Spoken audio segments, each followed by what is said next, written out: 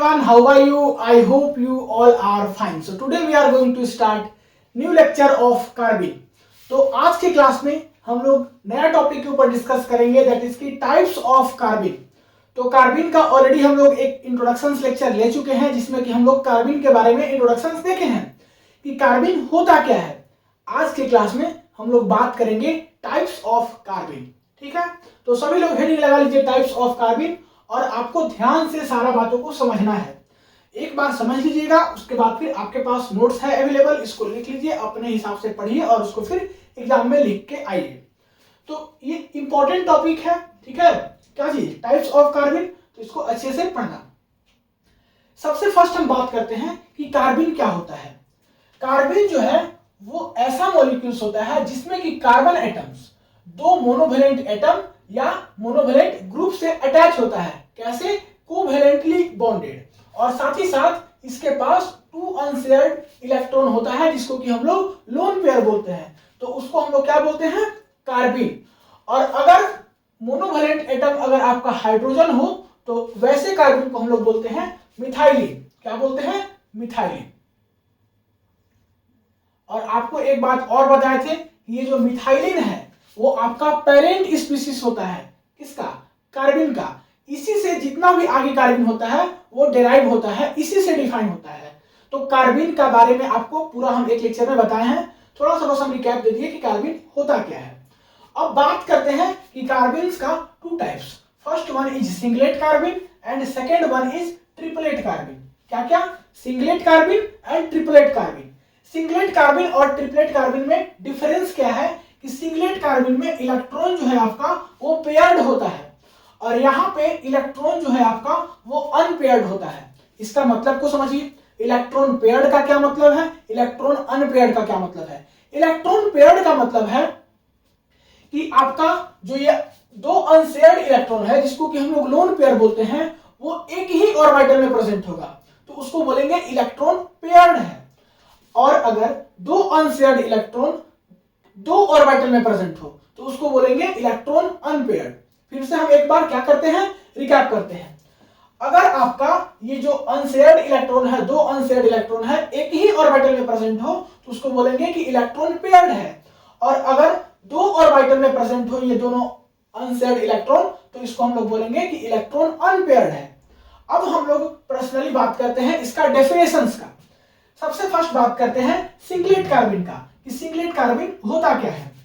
If two non bonding electrons are present in one orbital, that is कि electrons are paired. अगर दो non bonding electron जो है यहाँ पे वो किसमें प्रेजेंट हो, एक ही ऑर्बिटल में, तो उसको हम लोग क्या बोलेंगे, इलेक्ट्रॉन्स आर पेयर्ड, जो कि यहाँ पे हम लोग बात कर रहे थे. And other orbitals is empty, और उसको उस ऑर्बिटल को छोड़ करके बाकी जितना भी ऑर्बिटल्स होगा वो क्या होगा, empty. Then this types of carbenes is termed as singlet carbene. उस टाइप के कार्बिन को हम लोग क्या बोलते हैं, सिंगलेट कार्बिन बोलते हैं. अब सिंगलेट कार्बिन का स्ट्रक्चर आपके सामने है.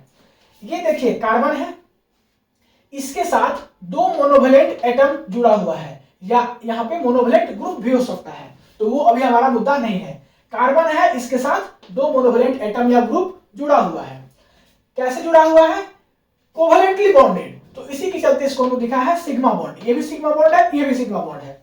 और साथ ही साथ इसका दो अनशेयर्ड इलेक्ट्रॉन है. तो ये जो दो अनशेयर्ड इलेक्ट्रॉन है वो एक ही ऑर्बिटल में प्रेजेंट है. हम बोले थे कि यहाँ पे इलेक्ट्रॉन क्या होता है, पेयर्ड होता है. तो देखिए एक ही ऑर्बिटल में प्रेजेंट है, मींस इलेक्ट्रॉन पेयर्ड है. और यहाँ पे जो बाकी का ऑर्बिटल्स है वो क्या होगा, एम्प्टी होगा. तो ये जो एम्प्टी है क्या है, पी ऑर्बिटल है, एम्प्टी पी ऑर्बिटल. तो इसी के चलते ये डेफिनेशन यहाँ पे लिखा गया है. सारा बातों को हम डेफिनेशन वाला यहाँ पे बता दिए. अब चलिए थोड़ा सा स्ट्रक्चर में और क्या क्या बातें हैं. यहाँ पे जो कार्बन है वो sp2 हाइब्रिडाइज्ड होता है. कैसा होता है, sp2 हाइब्रिडाइज्ड होता है. यहाँ पे RCR मींस ये वाला जो एंगल है वो 103 से लेकर के 108 डिग्री तक हो सकता है.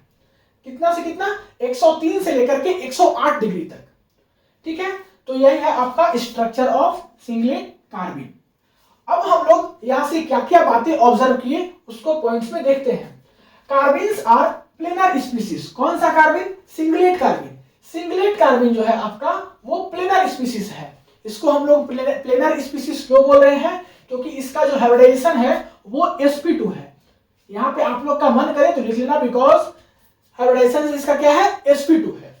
नेक्स्ट, अगर हम लोग बात करें शेप का, इसका सिंगलेट कार्बन का, तो इसका शेप होता है बेंट शेप। बेंट शेप कैसे होता है, तो देखिए हम लोग बात करते हैं शेप का। जब हम लोग बात करते हैं शेप का, तो शेप में जो है हमारा वो लोन पेयर काउंट नहीं होता है, केवल बॉन्ड पेयर काउंट होता है। तो हम शेप में लोन पेयर को इंक्लूड नहीं करेंगे, मींस ये जो लोन पेयर इधर दिख रहा है इसको इंक्लूड नहीं करेंगे। तो मेरा शेप कैसा दिखेगा, शेप मेरा जो है वो कुछ ऐसा दिखेगा। ये देखिए कार्बन, और यहाँ देखिए एक मोनोवैलेंट ग्रुप ऐसे लगा है, ये एक कार्बन और एक मोनोवैलेंट ग्रुप ऐसे लगा है। मींस आप देख सकते हो कि ये कैसा दिख रहा है, भी शेप दिख रहा है। तो इसी के चलते इसका शेप जो है वो आपका बेंट शेप होता है। कैसा शेप होता है, बेंट शेप। इसमें हम लोग लोन पेयर को काउंट नहीं करते हैं शेप में।